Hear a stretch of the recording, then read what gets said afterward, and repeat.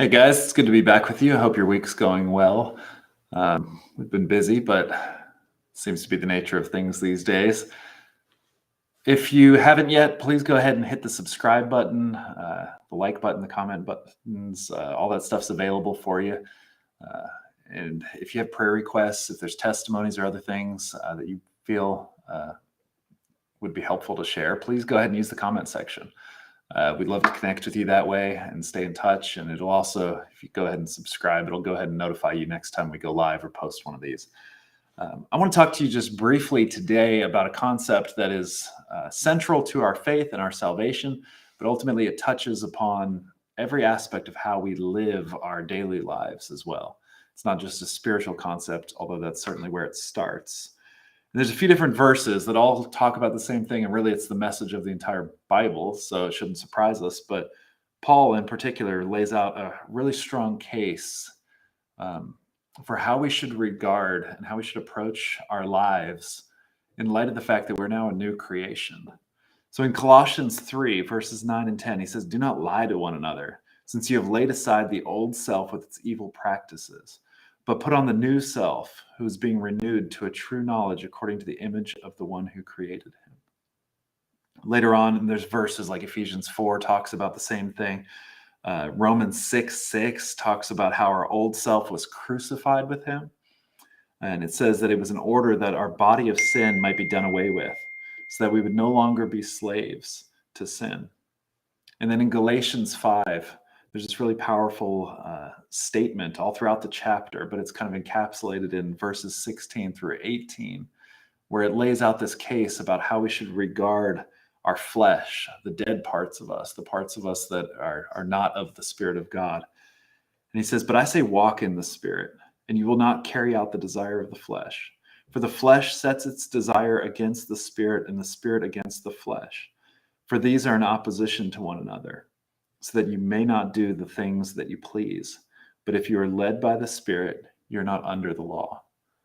And so in all of these verses, we're constantly seeing this truth. We're constantly seeing this pattern of instruction towards God's people, that we need to clearly understand that our very existence, our desires, and lifestyles, these things are to be regarded to us as dead. That was the old man. That was the old us before we came to faith. It was the old us before we joined him in the crucifixion. It was the old him before we rose up in our new life.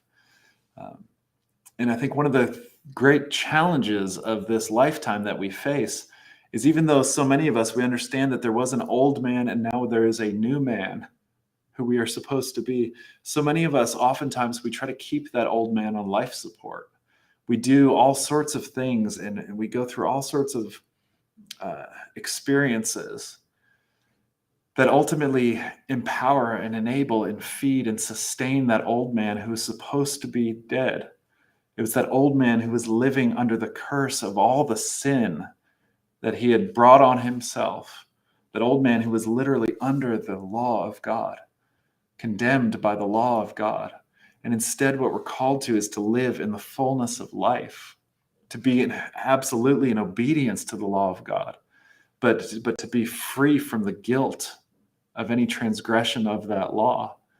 But in order to do that, in order to take the old man off of life support, we have to stop nourishing him. We have to stop feeding him. We have to stop pouring our time and our energy and our resources into the things that sustain that old man. And for a lot of us, this affects us in, of course, a wide number of ways, but there's very specific ones in particular that are very common. And Paul talks about this as well. He talks about the struggles that are common to man. And it is the lust of the eyes, the lust of the flesh, and the pride of life. These are the things that are feeding that flesh that needs to die. And when we engage in things that entertain those, when we engage in selfish ambition, when we engage in materialism, when we feed into the carnal sides of ourselves, the parts that are destructive or abusive, when we give way to anger and hatred and malice and unforgiveness, all of that is nourishing that old man and trying to bring him back to life. And even in very specific ways, pornography, anger, greed, these things that oftentimes punctuate people's lives in very specific measures at very specific times, are all they're doing is nourishing or attempting to nourish that old man who needs to die. And so I want to encourage you strongly, the same way the Apostle Paul did, the same way all the prophets of God did, to put away that old man, put away the sinful nature that maybe you were born with, maybe it's something you learned throughout your life, but let it die.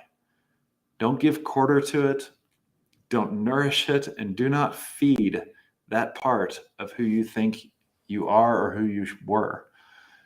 Instead, let it die. Take the old man off of life support and live as the new man, as a new creation, free from all of those things that previously ensnared you and enslaved you. I think when we do this of God is clear in Scripture that we will rise in the Spirit. The Spirit will fill us and strengthen us and empower us. And that regenerative nature of God will then begin to punctuate all of those broken moments in our lives. And instead of those places that used to be weaknesses, we then find strength. The places that used to have nothing but despair, we then find hope. And in everything, the story of our lives is rewritten. And that is the power of God. It is the power of Yeshua. It is the power of resurrection that occurs at every moment in every believer's life when we're set on him. So rise with the new man and let the old man die.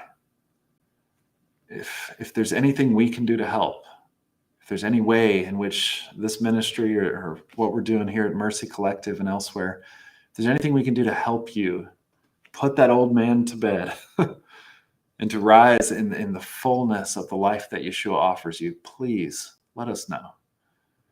And if there's anything, any parts of you that are still struggling, we're going to be praying for your freedom and for your deliverance. It's our constant prayer that every single person who we encounter would have an experience unlike any other with the God of the universe. Because that experience with Yeshua, that experience with Yahweh is the source of life. And the more time that we spend in that life, the easier it is and the more strength you're going to find to run away from those parts that are dragging you towards death. But Scripture has said, and it's a statement about what was, and it's a statement about what also is today. It's that Yahweh has rebuked the devourer for his name's sake. And so those parts of your life that are seeking to destroy you, they're temporary, they will not last. So let's not keep them alive any longer. Just walk in freedom. If there's anything we can do to help, please let us know.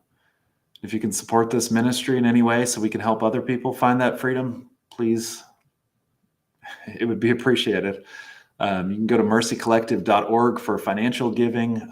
If you could join us with us in prayer as we seek the Father's will and the Spirit's leading for this season of life that we're all in together, it would be powerful. There's a life that lives within you and a spirit that lives within you that's made to be poured out for others. Let's do it together. We love you. God bless you. We'll talk again soon.